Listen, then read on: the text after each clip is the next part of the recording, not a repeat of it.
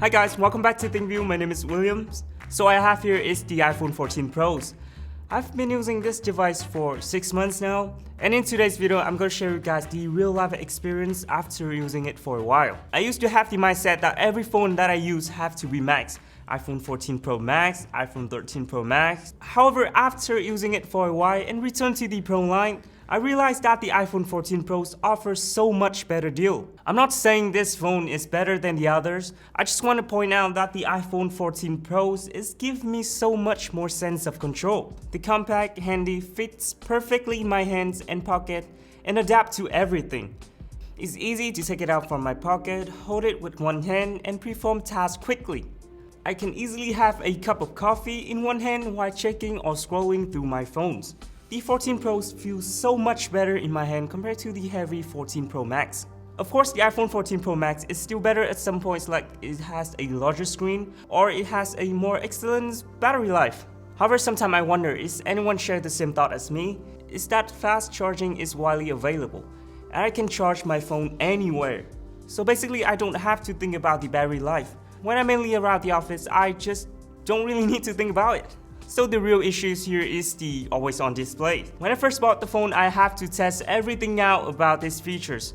But eventually I found out it don't have much practical values and it drained about 15% overnight, which is a lot. And having it on the side while working is also cause distractions. So after 3 months, I decided to turn it off completely. Because at first, it's just a way to show that it's a new iPhone features and just to show notifications. That's all. Maybe it's useful to some users, but not to me, despite those technology it offers. Like the 1Hz LTPO display, optimized OLED, and ultra-low brightness. However, it has indeed been a long time since Apple introduced a features that I consider to have a low practical value. Just like the dynamic islands. If you expect something interesting when you're interacting with the dynamic islands, you will be disappointed. Because it's located on the top of the phone and you have to reach it up and tap it instead of tapping on the screen. However, if you shift your expectation away and consider dynamic island as something to look as visually pleasing, then Apple is doing a great job with it. And I have always been satisfied with the animations effect that Apple creates. In the future, developers will likely to optimize the app for dynamic islands. But at the present, I don't think that feature is important that much. But many people still like it because the old style notch is outdated and everybody wants to try new things. When it comes to camera, it's ironic that the iPhone 14 Pros has bad image quality compared to the iPhone 13 Pros, especially when capturing peoples. My friend used the 13 Pros and she constantly complained about the 14 Pros because the hardware of the 13 Pros has been optimized for many years. On the other hand, Apple increased the sensor size too much in the iPhone 14 Pros. However, when it comes to capturing people, both women and men say that the quality of the picture is quite bad, because the iPhone algorithm isn't still quite reliable. The skin tone can appear darker, and sometimes the details are overly exaggerated, resulting in not quality pictures.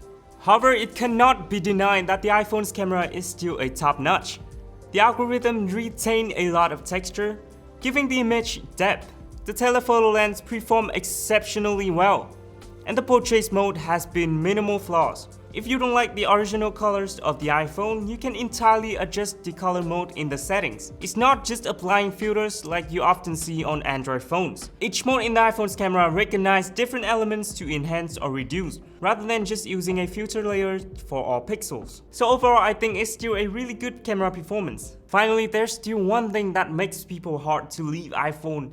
Is the iOS. Even if the iOS is less stable, people still love it because it's currently the smoothest and most natural operating system on smartphones. People always complain about the instability, but turns out it's just a small bug can be easily fixed throughout the iOS update. They're not a long-lasting issues, and they're not the issues that affect multiple generations of the device. So in my opinion, you don't have anything to worry about. And if there's any worries, this device might make people feel addicted and spend more than $1,000 on this device. So that's my thought about the iPhone 14 Pros after using it for 6 months.